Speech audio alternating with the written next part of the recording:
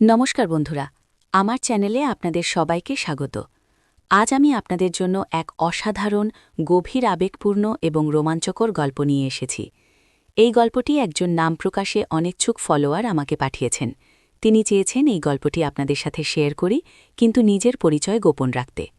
আমি তার অনুরোধ রেখেই গল্পটি পড়ে শোনাচ্ছি। আপনাদের এই ধরনের গল্প ভালো লাগলে অবশ্যই চ্যানেলটি সাবস্ক্রাইব করবেন এবং বেল আইকনটি প্রেস করে রাখবেন, যাতে পরবর্তী পর্বের নোটিফিকেশন আপনারা সবার আগে পান। আরেকটি বিশেষ ঘোষণা, গল্পের কোনো এক ফাঁকে আমি আমার ব্যক্তিগত আইএমও নাম্বারটি দেব, তাই নাম্বারটি পেতে হলে পুরো গল্পটি মনোযোগ দিয়ে শুনতে হবে। গল্পটি শুরু হচ্ছে। আমার নাম মিতালি, বয়স ৩৩। এককালে আমার জগৎ ছিল ছোট কিন্তু শান্ত। স্বামী, সন্তান, এই নিয়েই আমার সংসার। কিন্তু নিয়তির খেলা কে বুঝবে? আজ আমি একা, নিছকই এক তালাকপ্রাপ্তা নারী। আমার চাচার, মানে আমার মার বড় ভাইয়ের, ডিভোর্স হয়েছিল বছর ৩ আগে। স্ত্রী, অর্থাৎ আমার চাচার শালিকা সুমিত্রা, আমাদের বাড়িতেই এসে উঠেছিল। তাদের মধ্যে সম্পর্কটা ভালো যাচ্ছিল না কিছুতেই। আসলে কিছু সম্পর্ক ঈশ্বরের নিয়মে লেখা থাকে না, শুধু সমাজের টানে টিকে থাকে। সুমিত্রা চলে যাওয়ার পর কিছুদিন খুব মনমরা হয়েছিল আমার চাচা। মানুষটা খুব ভালো, কিন্তু জীবনে হয়তো কিছু শূন্যতা তার সবসময়ই ছিল। তবে চাচার এই ডিভোর্সের ঘটনার সূত্র ধরেই আমার জীবনে এমন একজনের আগমন ঘটেছিল, যার কথা ভাবলে আজও আমার শরীর শিরশির করে ওঠে। সেই মানুষটি আমার চাচার শ্যালকের বন্ধু। হ্যাঁ, ঠিকই শুনেছেন, চাচার বিয়ে হয়েছিল সুমিত্রার বড় বোনের সাথে। আর সেই সুমিত্রা ছিল আমার চাচার ছোট বোনের, অর্থাৎ আমার পিসির ননদের মেয়ে। একটু জটিল লাগছে? হ্যাঁ, আমাদের বাঙালি পরিবারে এমন আত্মীয়তার অনেক রকম মারপ্যাচ থাকে। এই সুমিত্রার বড় বোন, যার সাথে আমার চাচার বিয়ে হয়েছিল, তার নাম ছিল রীতা। রীতার ছোট ভাই অর্ক। অর্ক ছিল আমার চাচার শ্যালকের বন্ধু, মানে আমার চাচার বিয়ে রীতার সাথে। রীতার ভাই অর্ক, তাহলে অর্ক আমার চাচার শ্যালক। আমি ভুল বলছিলাম, অর্ক আমার চাচার শ্যালক। আমার চাচার নাম অনিক। অনেক চাচার ডিভোর্সের পর সুমিত্রা আমাদের বাড়িতে এসে উঠেছিল। তখন অর্ক প্রায়ই আমাদের বাড়িতে আসত চাচার সাথে দেখা করতে। আমি তখন নতুন বিয়ে দিয়েছি, স্বামীর সাথে নতুন শহরে। তবে মাঝে মাঝেই বাপের বাড়ি আসতাম। এমনই এক ছুটিতে যখন বাপের বাড়িতে এসেছি, তখন অর্কর সাথে আমার প্রথম দেখা। অর্কর বয়স তখন বছর ২৫, লম্বা, ছিপছিপে গড়ন, মুখখানা ভারী মিষ্টি, কিন্তু তাতে কেমন যেন এক উদাসীনতার ছাপ। চোখে সবসময় একটা গভীর চিন্তা, আর ওই চাহনি। প্রথম দেখাতেই মনে হয়েছিল এই মানুষটা অন্যরকম। ওর চোখে কি এক অন্য জগৎ ছিল। যখন কথা বলতো মনে হতো প্রতিটি শব্দ যেন খুব মেপে মেপে বলছে। তার কণ্ঠস্বর শান্ত, কিন্তু তাতে এমন এক জাদু ছিল যে শুনলে মন ভরে যেত। আমি তখন সবে মাত্র সিমলার এক কলেজে পড়াই। কিছুদিন আগে স্বামীর সাথে গিয়েছিলাম সেখানকার এক অনুষ্ঠানে। সেখানেই আমার মনটা ভেঙে চুরমার হয়ে যায়। আমার স্বামী সুরজিৎ, তার পুরনো প্রেমিকা। নমস্কার বন্ধুরা, আমার চ্যানেলে আপনাদের সবাইকে স্বাগত। আজ আমি আপনাদের জন্য এক অসাধারণ, গভীর আবেগপূর্ণ এবং রোমাঞ্চকর গল্প নিয়ে এসেছি। এই গল্পটি একজন নাম প্রকাশে অনিচ্ছুক ফলোয়ার আমাকে পাঠিয়েছেন। তিনি চেয়েছেন এই গল্পটি আপনাদের সাথে শেয়ার করি, কিন্তু নিজের পরিচয় গোপন রাখতে। আমি তার অনুরোধ রেখেই গল্পটি পড়ে শোনাচ্ছি। আপনাদের এই ধরনের গল্প ভালো লাগলে অবশ্যই চ্যানেলটি সাবস্ক্রাইব করবেন এবং বেল আইকনটি প্রেস করে রাখবেন, যাতে পরবর্তী পর্বের নোটিফিকেশন আপনারা সবার আগে পান। আরেকটি বিশেষ ঘোষণা, গল্পের কোনো এক ফাঁকে আমি আমার ব্যক্তিগত আইএমও নাম্বারটি দেব, তাই নাম্বারটি পেতে হলে পুরো গল্পটি মনোযোগ দিয়ে শুনতে হবে। গল্পটি শুরু হচ্ছে। আমার নাম মিতালি, বয়স ৩৩। এককালে আমার জগৎ ছিল ছোট কিন্তু শান্ত। স্বামী, সন্তান, এই নিয়েই আমার সংসার। কিন্তু নিয়তির খেলা কে বুঝবে? আজ আমি একা, নিছকই এক তালাকপ্রাপ্তা নারী। আমার চাচার, মানে আমার মার বড় ভাইয়ের, ডিভোর্স হয়েছিল বছর ৩ আগে। স্ত্রী, অর্থাৎ আমার চাচার শালিকা সুমিত্রা, আমাদের বাড়িতেই এসে উঠেছিল। তাদের মধ্যে সম্পর্কটা ভালো যাচ্ছিল না কিছুতেই। আসলে কিছু সম্পর্ক ঈশ্বরের নিয়মে লেখা থাকে না, শুধু সমাজের টানে টিকে থাকে। সুমিত্রা চলে যাওয়ার পর কিছুদিন খুব মনমরা হয়েছিল আমার চাচা। মানুষটা খুব ভালো, কিন্তু জীবনে হয়তো কিছু শূন্যতা তার সবসময়ই ছিল। তবে চাচার এই ডিভোর্সের ঘটনার সূত্র ধরেই আমার জীবনে এমন একজনের আগমন ঘটেছিল, যার কথা ভাবলে আজও আমার শরীর শিরশির করে ওঠে। সেই মানুষটি আমার চাচার শ্যালকের বন্ধু। হ্যাঁ, ঠিকই শুনেছেন, চাচার বিয়ে হয়েছিল সুমিত্রার বড় বোনের সাথে।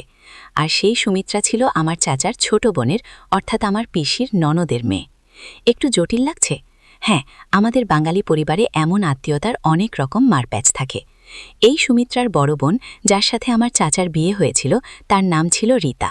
রীতার ছোট ভাই অর্ক। অর্ক ছিল আমার চাচার শ্যালকের বন্ধু, মানে আমার চাচার বিয়ে রীতার সাথে, রীতার ভাই অর্ক। তাহলে অর্ক আমার চাচার শ্যালক। আমি ভুল বলছিলাম, অর্ক আমার চাচার শ্যালক। আমার চাচার নাম অনিক।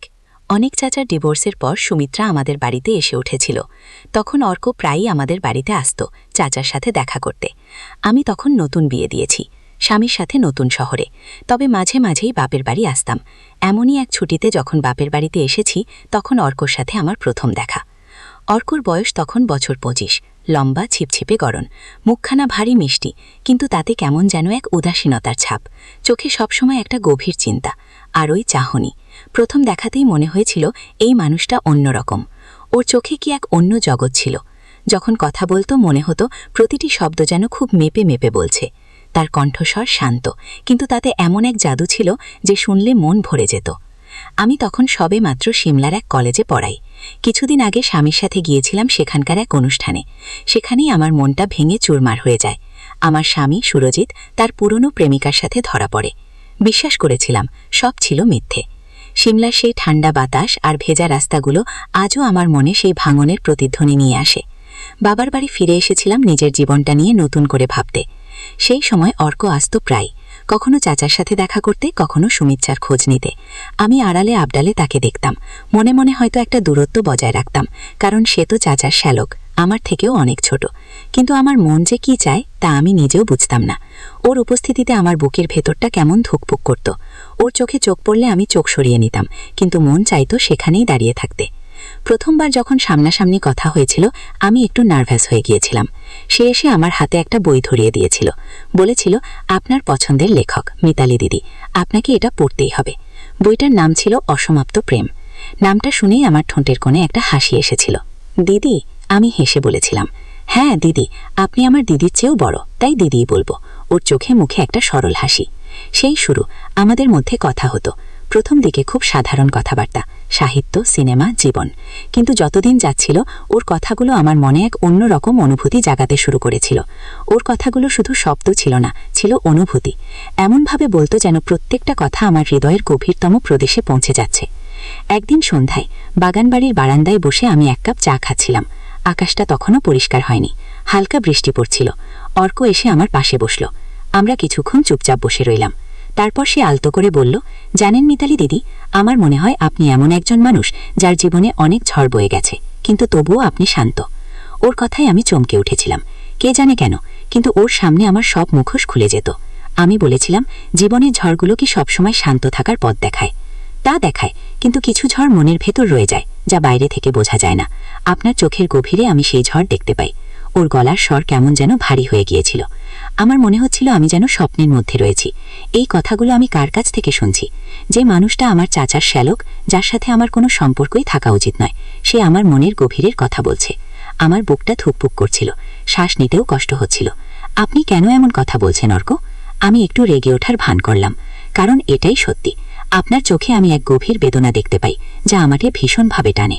ওর দৃষ্টি আমার চোখের উপর স্থির। সেই দৃষ্টিতে এমন এক আকুলতা ছিল যা আমাকে ভাসিয়ে নিয়ে যাচ্ছিল। আমার শরীর দিয়ে যেন একটা ঠান্ডা স্রোত বয়ে গেল। মনে হলো এই প্রথম কেউ আমাকে এতটা গভীরভাবে বুঝতে পারছে। আমার জীবনের সব ভাঙচুর, সব কষ্ট, সব শূন্যতা, সব যেন ওর চোখের সামনে ধরা পড়ে যাচ্ছে। আপনি কি বলতে চান অর্ক? আমার গলা কাঁপছিল। সে আমার দিকে ঝুঁকে এলো, খুব আলতোভাবে, প্রায় ফিসফিস করে বলল, আমি বলতে চাই আপনি এই জীবনে একা নন, অন্তত আমার কাছে আপনি একা নন। ওর ঠোঁট থেকে কথাগুলো বের হওয়ার সাথে সাথে আমার সারা শরীর কেঁপে উঠল। এই নিষিদ্ধ অনুভূতি, এই অবাস্তব টান, এ কি আমার সাথে হচ্ছে? আমি কি সত্যি এই তরুণ ছেলেটির প্রতি আকৃষ্ট হচ্ছি, যে কিনা আমার চাচার শ্যালক? একটা ভয়, একটা নিষিদ্ধ উত্তেজনার মিশ্র অনুভূতি আমাকে গ্রাস করেছিল। আমি জানি এটা পাপ, এটা অন্যায়, কিন্তু তবু মন আমার বশে ছিল না। ওর চোখের দিকে তাকিয়ে আমি সম্মোহিত হয়ে যাচ্ছিলাম। ওর স্পর্শের জন্য মন ব্যাকুল হয়ে উঠছিল। সেই রাতে যখন সবাই ঘুমিয়ে পড়েছিল, আমি বারান্দায় এসে দাঁড়ালাম। হালকা ঠান্ডা হাওয়া বইছিল। আমার মনে অর্কর কথাগুলো ঘুরছিল। আপনি এই জীবনে একা নন, অন্তত আমার কাছে আপনি একা নন। এই কথাগুলো যেন আমার হৃদয়ে আঘাত করছিল। এমন সময় পিছন থেকে কে যেন ডাকল, মিতালি দিদি। আমি ঘুরে তাকালাম। অর্ক, ওর হাতে একটা ল্যাম্প। আপনি এখানে এত রাতে? আমি অবাক হয়ে জিজ্ঞেস করলাম। আপনার মুখটা কেমন যেন ভার ভার লাগছিল, তাই ভাবলাম একটু কথা বলি। ও এসে আমার পাশে দাঁড়ালো। এইবার আর কোনো দ্বিধা রইল না। আমরা দুজনে কিছুক্ষণ চুপচাপ দাঁড়িয়ে রইলাম। তারপর অর্ক আমার হাত ধরল। ওর হাতটা আমার হাতের উপর রাখতেই আমার শরীরের মধ্যে একটা বিদ্যুতের মতো খেলে গেল। ওর হাতটা ছিল উষ্ণ, নরম। আপনি কি জানেন মিতালি দিদি, আমি প্রথম দিন থেকেই আপনাকে দেখে মুগ্ধ। আপনার চোখে এমন এক গভীরতা আছে যা আমাকে চুম্বকের মতো টানে। ওর গলার স্বর গভীর আবেগে ভরে উঠেছিল। আমার হৃৎপিণ্ড তখন ঝড়ো হাওয়ার মতো বইছিল। আমি ওর চোখের দিকে তাকালাম। সেই চোখের গভীরে আমি আমার নিজের প্রতিবিম্ব দেখতে পাচ্ছিলাম।